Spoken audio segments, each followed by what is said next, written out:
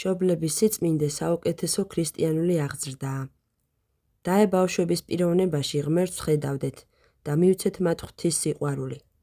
ბავშვებმაც ისწავლო ლოცვა, იმისთვის რომ ბავშვებმა ილოცონ, ლოცველი მშობლების სისხლი უნდა ჰქონდეთ.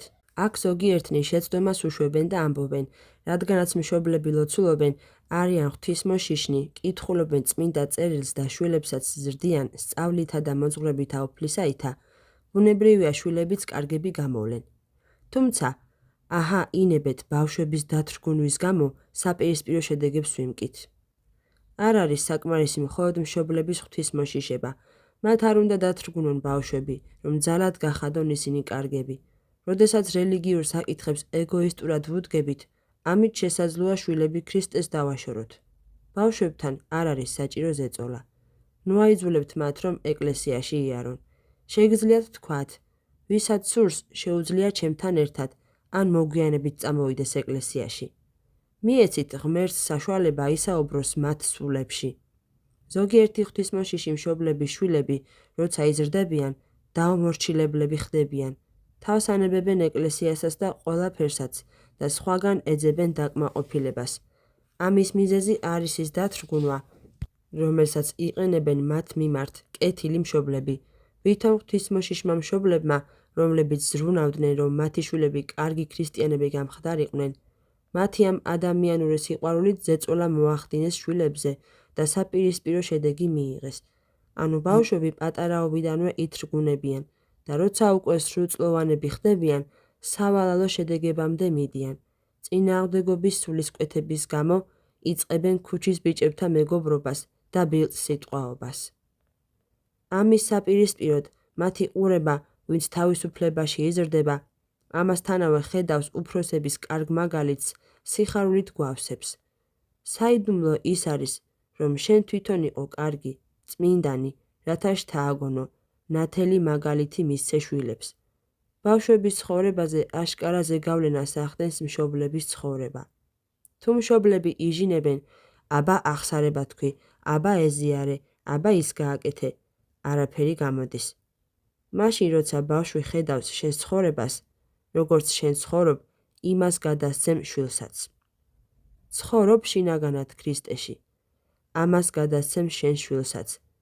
ამაში მდგომარეობს საიდუმლო. და თუ კი ეს მაშინ მოხდება, როცა ბავშვი პატარაა, რომ გაიზრდება, აღარ დასჭირდება დიდი შრომა. ზუსტად ამ საკითხთან დაკავშირებით საოცარი შედარება მოჰყავს სოლომონ ბრძენს. უსვამს რა ხაზს თუ რა მნიშვნელობა აქვს კარგ დასაწყისს, კარგ საფუძველს. ის ამბობს, რომ მან აღიმსთოს მისა, არა დაშვრეს, რამ თუ დადგრომილ პოოს იგი წინაშე ბჭეთა მისთა. სიბრძნე სოლომონისა, მე-6-15 მუხლი. რომელმან აღიმსთოს მისა, ნიშნავს იყო დაკავებული მისით, ანუ სიბრძნით, ყრმობის ასაკიდან.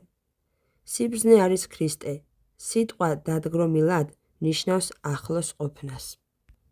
როცა მშობლები წმინდა ცხოვრებით ცხოვრობენ, გადასცემენ ამ სიწმინდეს ბავშვს და ღვთისმოშიშებით ზრდიან მას, მაშინ ბავშვი, რა გინდ ცუდ გარემოშიც უნდა მოხდეს, ეს მასზე გავლენას არ ახდენს, რადგან მისი კარის მიღმა იქნება სიბრძნე, ქრისტე. მას არ დასჭირდება შრომა მის მოსაპოვებლად. ერთი შეხედვით ძალიან რთული ჩანს, გახდე კარგი, მაგრამ სინამდვილეში, თუ ბავშვობიდანვე კარგი ცხოვრებით დაიწყებ, ძალიან ადვილია. როცა გაიზრდები, აღარ იქნება საჭირო შრომა, რადგან სიკეთე შინაგანად გაქვს. შენ ცხოვრობ ამით. აღარ წვალობ, სიკეთე შენი საუნჯეა და თუ ყურადღებით იქნები, ცხოვრების ბოლომდე შეინარჩუნებ. ლოცვითა და სიწმინდით შეგიძლიათ სკოლაშიც დაეხმაროთ ბავშვებს. ის, რასაც მშობლები აკეთებენ, მასწავლებლებსაც შეუძლიათ გააკეთონ. ლოცვითა და სიწმინდით შეგიძლიათ სკოლაშიც დაეხმაროთ ბავშვებს. შესაძლოა, რომ ისინი საღვთო მადლმა მოიხილოს და უკეთესები გახდნენ. ნუ შეეცდებით ცუდი მდგომარეობის გამოსწორებას ადამიანური ძალებით. ამას არ მოაქვს არანაირი დადებითი შედეგი. მხოლოდ ლოცვით შეგიძლიათ მიაღწიოთ მიზანს. მოუხმეთ საღვთო მადლს ყველასთვის, რათა მათ სულებში შევიდეს და გარდაქმნას ისინი. ამას ნიშნავს ნამდვილი ქრისტიანი.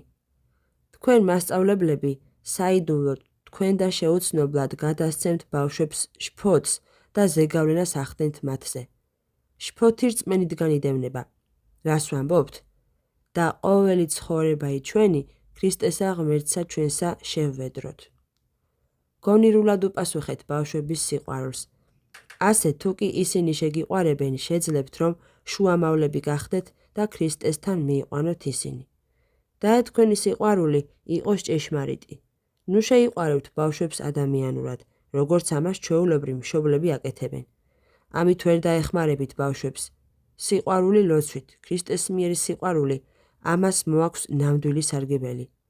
ილოცეთ თითოეული ბავშვისთვის, რომელსაც ხედავთ და უფალიც მოულენს თავის მადლს და თავისთან შეაერთებს მას.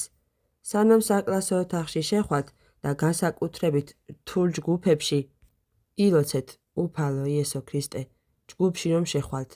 თქვენი მზერით გულში ჩაიკარით ყველა ბავშვი. ილოცეთ და შემდეგ ისაუბრეთ, გაიღებთ რა ბოლომდე საკუთარ თავს მსხვერპლად. ასეთი ქრისტეს მიერი ძღვენის შეწირვით მოიპოვებთ სიხარულს. ამგვარად განიწმინდებით თქვენც და ბავშვებიც. იცხოვრებთ ქრისტეს სიყვარულში და ეკლესიაში, რადგან გახდებით კარგები თქვენს მსახურებაში. თუ რომელიმე მოსწავლე პრობლემას შექმნის, ჯერ ზოგადი შენიშვნა გააკეთეთ. ბავშვებო, ჩვენ აქ სწავლისთვის ვართ მოსულები, რაც მნიშვნელოვანი საქმეა. მე თქვენთან იმისთვის ვარ, რომ დაგეხმაროთ. თქვენს შრომობთ, რომ ცხოვრებაში წარმატებას მიაღწიოთ და მეც გამსჭვალული თქვენ და მის სიყვარულით ვიღვწვი. ამიტომ გთხოვთ, წყნარად იყავით, რათა ჩვენს მიზანს მივაღწიოთ. ნუ მიაპყრობთ მზერას მას, ვინც ცუდად მოიქცა. თუ გააგრძელებს, მიმართეთ მას დინჯად და მტკიცეთ და არა მრისხანებით. ეცადეთ, რომ ჯგუფში პატივისცემა დაიმსახუროთ, რათა შეძლოთ მოსწავლეების სულებზე გავლენის მოხდენა. არ არიან ბავშვები დამნაშავენი იმაში, რომ ჭირვეულები არიან. ამის მიზეზი უფროსები არიან. ბავშვებთან ნუ ისაუბრებთ ბევრს ქრისტეს, ღმერთის შესახებ, არამედ ილოცეთ ღვთისადმი ბავშვებისთვის. სიტყვები ყურში შედის, ლოცვა კი გულში. ერთ საიდუმლოს გეტყვით. პირველ დღეს, როცა ჯგუფში შეხვალთ, ნუ ჩაატარებთ გაკვეთილს. ესაუბრეთ ბავშვებს ლამაზად, კაფიოდ, მოეპყარით მათ სიყვარულით. თავიდან სიტყვასაც ნუ დაძრავთ ღმერთის, სულის შესახებ. ეს მოგვიანებით, სხვა დროისთვის გადადეთ, მაგრამ იმ დღეს, როცა ღმერთზე საუბარს დააპირებთ, კარგად მოემზადეთ და უთხარით. არსებობს ერთი საკითხი, რომელსაც ბევრი ეჭვის ქვეშ აყენებს. ეს საკითხი არის ღმერთი. თქვენ რა აზრის ხართ ამის შესახებ? შემდეგ ისაუბრეთ. მომდევნო საკითხი, სული. არსებობს სული. შემდეგ ისაუბრეთ ბოროტებაზე ფილოსოფიური კუთხით. უთხარით, რომ ჩვენში არსებობს კეთილი და ბოროტი მე. ჩვენ უნდა გავავითაროთ კეთილი, რომელიც წინსვლას, სიკეთეს, სიყვარულს ესწრაფვის. ჩვენ ის უნდა გამოვაფხიზლოთ, რათა ვიყოთ მართალი ადამიანები საზოგადოებაში. გაიხსენეთ ის ფრაზა, სულო ჩემო, აზრდე რაისა გძინავს, მაგრამ ასე კი ნუ ეტყვით ამას, არამედ სხვა სიტყვებით, დაახლოებით ასე. ბავშვებო, სწავლისთვის, სიკეთისთვის, სიყვარულისთვის, ყოველთვის ფხიზლად იყავით. მხოლოდ სიყვარული ალამაზებს ყველაფერს, ავსებს ჩვენს ცხოვრებას და აძლევს მას აზრს. ბოროტ მეს სიზარმაცე, გულგრილობა სურს, მაგრამ ის უგემურს ხდის ცხოვრებას და ლაზატსა და აზრს უკარგავს. თუმცა ყველაფერ ამას წინასწარ მომზადება სჭირდება. სიყვარული მსხვერპლს მოითხოვს და ხშირ შემთხვევაში დროის მსხვერპლს. პირველ ყოვლისა მოიპოვეთ საქმის სრულფასოვანი ცოდნა, რათა მზად იყოთ და ბოლომდე დაიხარჯოთ ბავშვებისთვის. იყავით მზად და ყველაფერი სიყვარულით თქვით და პირველ ყოვლისა სიხარულით. უჩვენეთ მათ მთელი თქვენი სიყვარული და იცოდეთ რა გინდათ და რას ამბობთ. თუმცა ბავშვებთან მოპყრობისას ოსტატობაცაა საჭირო. როგორ? ამასთან დაკავშირებით საოცარი რამ მიამბეს. ყურადღება მიაქციეთ. ერთი მასწავლებელი ყველა მოსწავლით კმაყოფილი იყო, გარდა ერთისა, რომლის ანცობითაც გატანჯული იყო და მისი სკოლიდან გაგდება უნდოდა. ამასობაში ჯგუფში ახალი მასწავლებელი დაინიშნა. მას უდისციპლინო მოსწავლის შესახებაც აცნობეს. ახალმა მასწავლებელმა შემთხვევით გაიგო, რომ იმ მოსწავლეს სიგიჟემდე მოსწონდა ველოსიპედი და როცა მეორე დღეს ჯგუფში შევიდა, თქვა: ბავშვებო, ერთი პრობლემა მაქვს. მე შორს ცხოვრობ და სიარულისაგან ფეხები მტკივა. მინდა ველოსიპედი გამოვიყენო, მაგრამ არ ვიცი ტარება. შეუძლია ვინმეს რომ მასწავლოს? მაშინვე წამოხტა ცელქი მოსწავლე.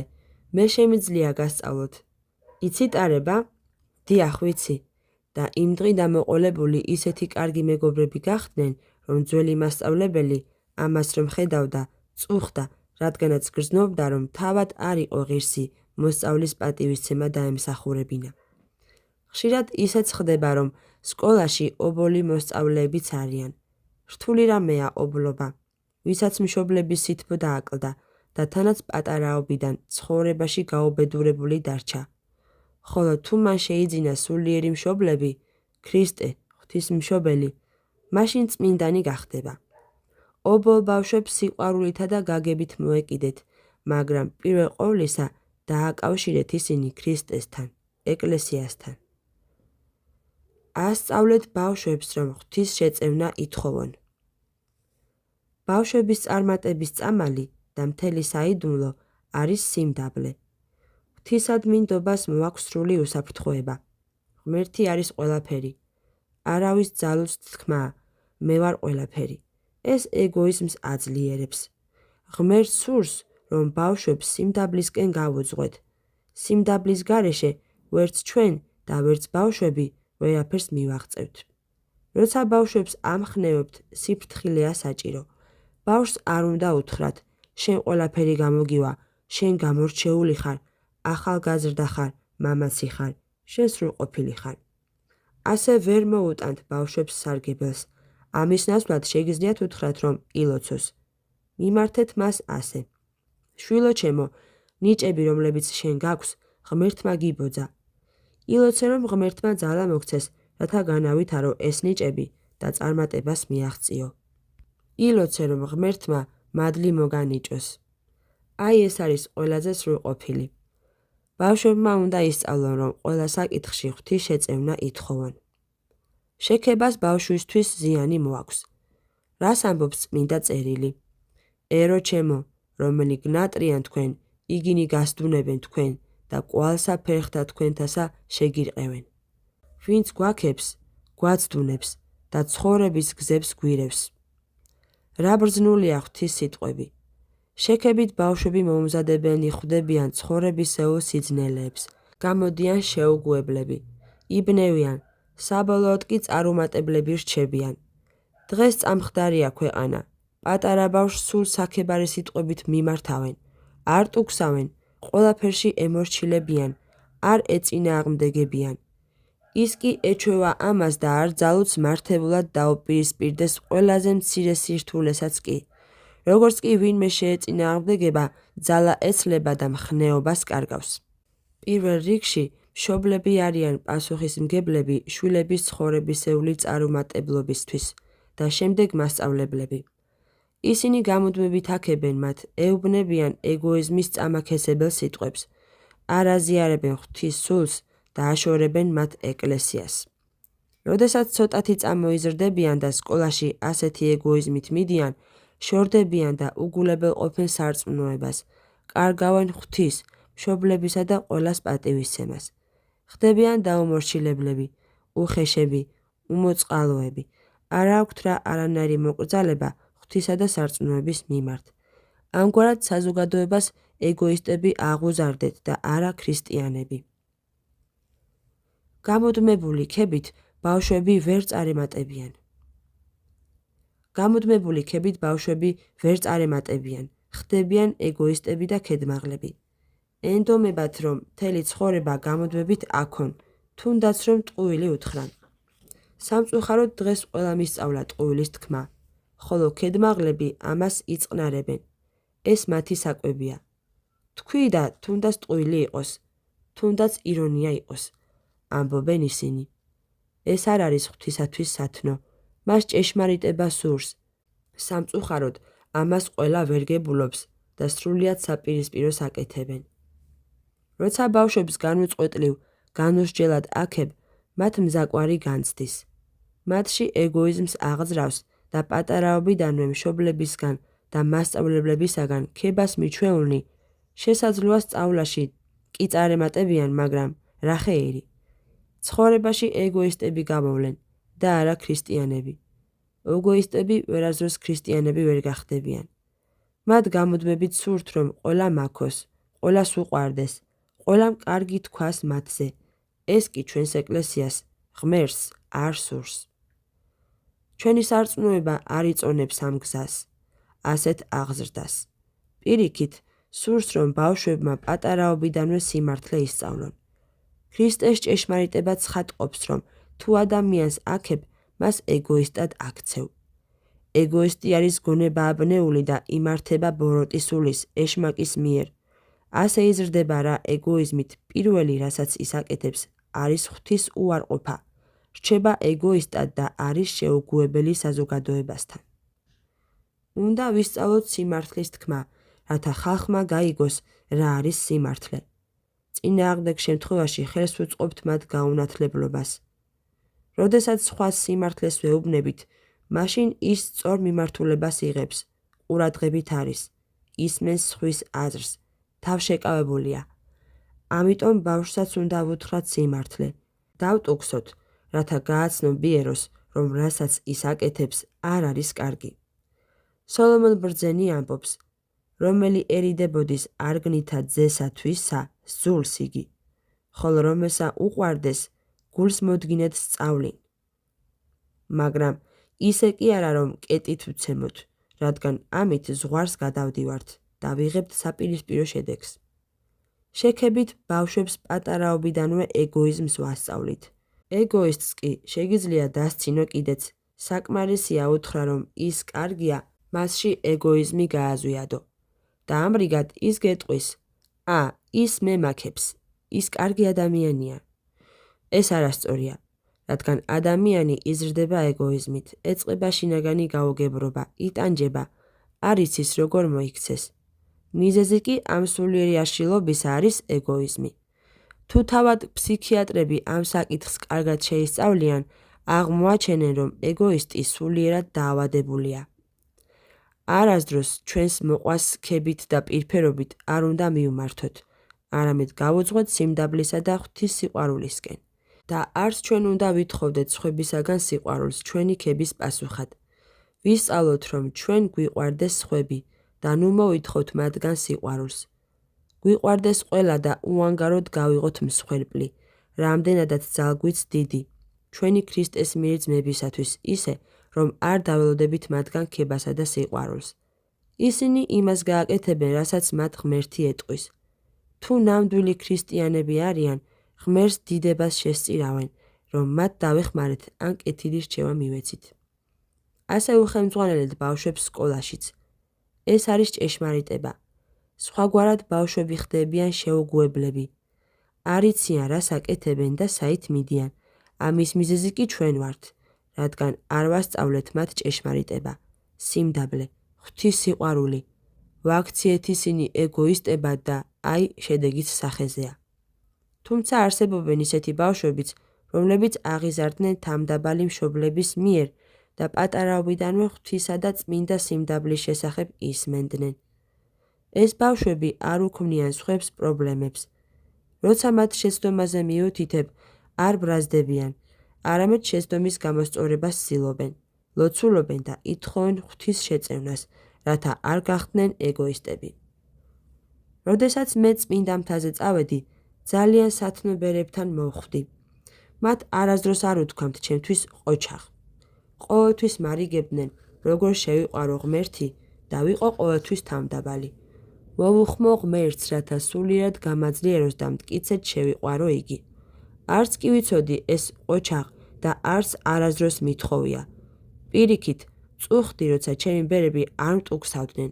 ვამბობდი, რა დასანანია, რომ არ შემხვდნენ კარგი ბერები.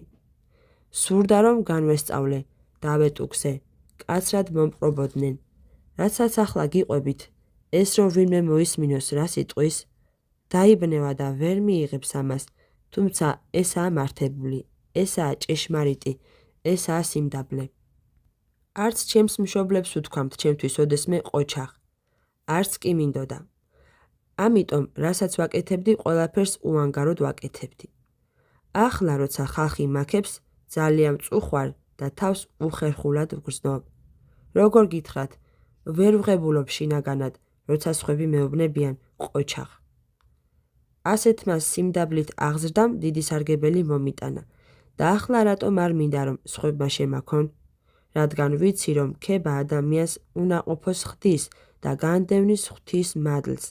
ღვთის მადლს მხოლოდ წმინდა სიმდაბლე იზიდავს. დაბალი ადამიანი სრულყოფილი ადამიანია. განა ეს საოცარი არ არის? განა ეს ჭეშმარიტება არ არის? ვისაც ამას ეტყვი, ის გიპასუხებს. რას ამბობ, ჩემო კარგო, თუ ბავშვი არ შეაქე, ვერც მეცადინეობას შეძლებს, ვერც. ეს იმიტომ ხდება, რომ ჩვენც ასეთები ვართ და ბავშვსაც ასე ვზრდით. ანუ ჩვენ ჭეშმარიტებას დავშორდით. ეგოიზმი დიდი ბოროტებაა. მან სამოთხიდან განდევნა ადამი. პირველი ადამიანები, ადამი და ევა, უბრალოები და თავმდაბლები იყვნენ, ამიტომაც ცხოვრობდნენ სამოთხეში. მათ არ ჰქონდათ ეგოიზმი.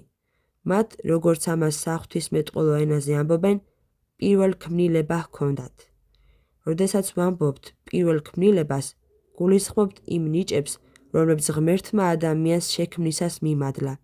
სიცოცხლე, უკვდავება, სინდისი, თვითმფლობელობა, სიყვარული, სიმდაბლე და ასე შემდეგ. შემდეგ ეშმაკმა მოახერხა და ქებითაც დუნა ადამიანები, რამაც ისინი ეგოიზმით აავსო. მაგრამ ადამიანის ბუნებრივი მდგომარეობა, როგორც ის ღმერთმა შექმნა, არის სიმდაბლე, ხოლო ეგოიზმი რაღაც არაბუნებრივი, ბუნების საწინააღმდეგო რამ არის. ეს ნეულებაა. ამრიგად, როდესაც ბავშვს გამუდმებით ვაქებთ და ვკვებავთ მის მეს, წარმოქმნით მასში გადაჭარბებულ ეგოიზმს და დიდ ზიანს ვაყენებთ. ამით ის უფრო ადვილად ექცევა ეშმაკის ზემოქმედების ქვეშ. როდესაც შვილს ასე ვზრდით, ვაუცხოებთ მას ცხოვრების ყველა ფასეულობისაგან. ნუ თუ არ გიფიქრიათ, რომ ეს არის მიზეზი ბავშვების დაღუპვისა და ზოგადად ადამიანების დაუმორჩილებლობისა. ეს ეგოიზმია, რომელიც მათ ბავშვობიდანვე ჩაუნერგეს მშობლებმა. ეშმაკი არის დიდი ეგოისტი, დიდი მთიები. ანუ შინაგანად ვცხოვრობთ მთიებით, ეშმაკით და არ ვცხოვრობთ სიმდაბლით. სიმდაბლე ღვთისგან არის და უსაჭიროესი თვისებაა ადამიანის სულისთვის. ეს რაღაც ორგანულია და როცა ის არა გვაქვს, ეს იგივეა ჩვენს ორგანიზმს გული რომ აკლდეს. გული ორგანიზმს აძლევს სიცოცხლეს, ხოლო სიმდაბლე სულს. ეგოიზმით ადამიანი ბოროტი სულის მხარეს გადადის, ანუ ვითარდება ბოროტ სულთან ერთად და არა კეთილთან. აი რას მიაღწია ეშმაკმა. ქვეყანა ლაბირინთს დაამსგავსა, რომ ადამიანებმა ერთმანეთს ვერ გაუგონ. ხედავთ რა დღეში აღმოჩნდით და ვერ გაგვიგია. ხედავთ როგორ ვთუნდით. ჩვენი ეპოქა და მთელი ეს ქვეყანა ნამდვილ საგიჟეთს დავამსგავსეთ და ვერ გაგვიგია რისი ბრალია. ყველას გვიკვირს, რა გვემართება, საით მივექანებით, რატომ წავიდნენ ჩვენი შვილები სახლიდან და ქუჩის ცხოვრება დაიწყეს, რატომ მიატოვეს სწავლა, რატომ ჩაიქნიეს ხელი ცხოვრებაზე, რატომ ხდება ეს ყველაფერი. ეშმაკმა თავისი მზაკვრობით ხალხის გაცურება შეძლო და მის ნაცვლად სხვაგან ეძებენ მიზეზს.